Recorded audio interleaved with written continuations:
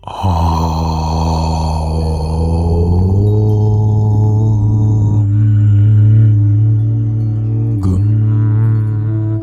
ഗുരുഭ്യോ നമഃ. ഏവർക്കും പ്രണാമം. നമുക്ക് ശ്രീ വാൽമീകി രാമായണം കഴിഞ്ഞ ദിവസത്തിൻ്റെ ബാക്കി ഭാഗത്തിലേക്ക് തന്നെ മടങ്ങാം. ഗുരുജനപ്രിയനായ രാമൻ ഏതൊരു മഹാത്മാവിൻ്റെ സീമന്തപുത്രനാണോ ആ മഹാരാജാവിൻ്റെ അയോധ്യ ചക്രവർത്തിയായ ദശരഥൻ്റെ പ്രാണമിത്രമായിരുന്നു എൻ്റെ തമ്പി. അവരുടെ മരണം എങ്ങനെ സംഭവിച്ചു? സൂര്യൻ്റെ ഉഗ്രകിരണങ്ങളാൽ എൻ്റെ ചിറകെല്ലാം കരിഞ്ഞു പോയിരിക്കുന്നു. അതുകൊണ്ട് എനിക്ക് നിങ്ങളുടെ സമീപത്തേക്ക് വരുവാൻ സാധിക്കില്ല. ഈ പർവ്വതത്തിൽ നിന്ന് ഇറങ്ങുവാനും അടുത്തു വരുവാനും ആഗ്രഹമുണ്ട്. ദുഃഖം കൊണ്ട് ഒച്ചയടച്ചാണ് സാമ്പാതി പറയുന്നതെങ്കിലും വാനര സൈന്യങ്ങൾക്ക് വിശ്വാസം തോന്നിയില്ല. ആദ്യം അവരെ കണ്ടപ്പോൾ ഭക്ഷണ സാധനങ്ങൾ എത്തിക്കഴിഞ്ഞു എന്നാണല്ലോ പറഞ്ഞത്. പ്രായോപവേശം ചെയ്തവരാണെങ്കിലും ഈ ക്രൂരനായ കഗേശ്വരൻ ഞങ്ങളെ തിന്നും എന്നാണ് അവർക്ക് തോന്നിയത്. അല്ലെങ്കിൽ മരിക്കാൻ തയ്യാറായി കിടക്കുന്ന ഞങ്ങളെ ഈ കഴുകൻ തിന്നുമെങ്കിൽ കൃതകൃത്യതയോടെ സിദ്ധി നേടാം. എല്ലാവരുടെയും ചിന്ത ഇങ്ങനെ തിരിഞ്ഞപ്പോഴേക്കും അംഗദൻ മലയിൽ നിന്ന് സാമ്പാതിയെ ഇറക്കി പറഞ്ഞു, ഹേ പക്ഷിശ്രേഷ്ഠ, വൃക്ഷരക്ഷസെന്നു പേരായി അതിപ്രതാപിയായൊരു വാനരേന്ദ്രൻ ഉണ്ടായിരുന്നു. ആ ധർമ്മജ്ഞൻ എൻ്റെ മുത്തച്ഛനാണ്. ബാലി, സുഗ്രീവൻ എന്നിങ്ങനെ 2 പുത്രന്മാർ, അമേയ ബലവാന്മാർ അദ്ദേഹത്തിനുണ്ടായി. പാരിടത്തിലെല്ലാം പുകഴേന്തിയ ബാലിയാണ് എൻ്റെ പിതാവ്.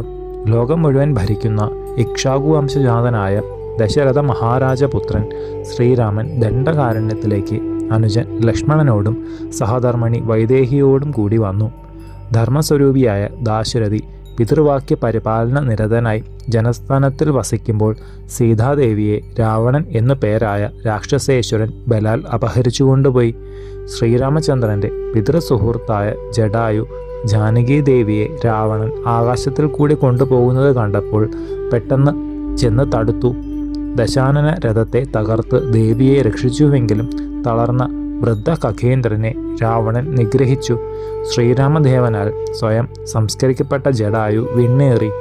എൻ്റെ ഇളയച്ഛനായ സുഗ്രീവനോടുകൂടി ശ്രീരാമചന്ദ്രൻ സഖ്യം ചെയ്തു. എൻ്റെ പിതാവിനെ വധിച്ചു. എൻ്റെ അച്ഛൻ ഇളയച്ഛനെ അമാത്യന്മാരും ഒന്നിച്ച് രാജ്യത്തിൽ നിന്ന് ഓടിച്ചിരുന്നു. ബാലിയെ നിഗ്രഹിച്ച രഘുവരൻ സുഗ്രീവനെ കപിചക്രവർത്തിയായി അഭിഷേകം ചെയ്തു. വാനര രാജാവായ അദ്ദേഹം പറഞ്ഞയച്ചവരാണ് ഞങ്ങൾ. ശ്രീ രാഘവ നിർദ്ദേശം അനുസരിച്ച് അന്വേഷിക്കുന്ന ഞങ്ങൾക്ക് രാത്രിയിൽ സൂര്യരശ്മികളെ പോലെ സീതാദേവിയെ ഇതുവരെയും കാണാൻ കഴിഞ്ഞിട്ടില്ല. ദണ്ഡകാരണ്യം മുഴുവൻ സശ്രദ്ധം തിരിഞ്ഞ് വന്ന ഞങ്ങൾ അവിചാരിതമായി ഒരു ഗുഹയിൽ ഇറങ്ങി. മയാസുരൻ്റെ മായാനിർമ്മിതമായ ആ ബിലത്തിൽ ചുറ്റി നടന്ന ഞങ്ങൾക്ക് സീതാന്വേഷണ അവധിയായി തന്നിരുന്ന മാസം 1 അവസാനിച്ചു. രാജ സുഗ്രീവൻ്റെ ആജ്ഞ കടുകിടയ്ക്ക് വ്യത്യാസം വരാത്തതാണ്. വ്യവസ്ഥ ലംഘിച്ച ഞങ്ങൾ രാജഭയത്താൽ പ്രായോപവേശം ചെയ്യാൻ തീർച്ചപ്പെടുത്തി.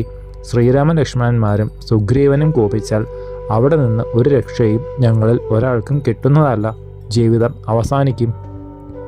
ജീവിതത്തിൽ ആകെ നിരാശരായി ഏറ്റവും ദുഃഖനിമഗ്നരായി കിടക്കുന്ന വാനരന്മാരുടെ വർത്തമാനം കേട്ടപ്പോൾ നിറഞ്ഞ കണ്ണുകളോടെ സാമ്പാതി ഉറക്കെ പറയുവാൻ തുടങ്ങി, കവിശ്രേഷ്ഠന്മാരെ, ജടായു എൻ്റെ പൊന്നനുജനാണ്.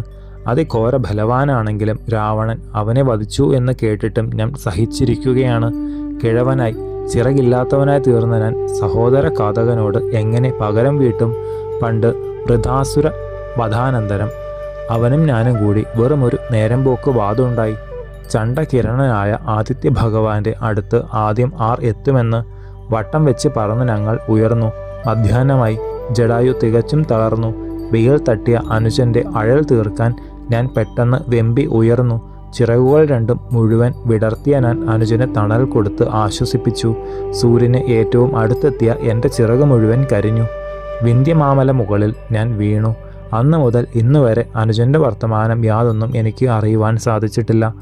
മഹാപ്രാജ്ഞനായ അംഗദകുമാരൻ സാമ്പാതിയുടെ വർത്തമാനം സശ്രദ്ധം കേട്ട് സാദരം ചോദിച്ചു, പക്ഷീശ്വര, അങ്ങ് ജടായുവിൻ്റെ ജ്യേഷ്ഠനാണെങ്കിൽ എൻ്റെ വാക്കുകളെല്ലാം കേട്ടുവെങ്കിൽ അറിയാമെങ്കിൽ ദീർഘദൃഷ്ടിയില്ലാത്ത ആ രാവണൻ എവിടെയാണ്?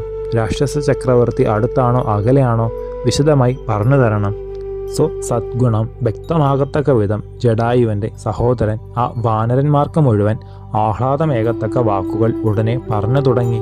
ഹരിവീരന്മാരെ, ഞാൻ വൃദ്ധനായി, ചിറകില്ലാത്തവനായി, വീര്യം കെട്ടവനുമായി, എന്നാൽ വാക്കുകൊണ്ടെങ്കിലും ശ്രീരാമചന്ദ്രസ്വാമിക്ക് വലിയ ഗുണം ചെയ്യാം.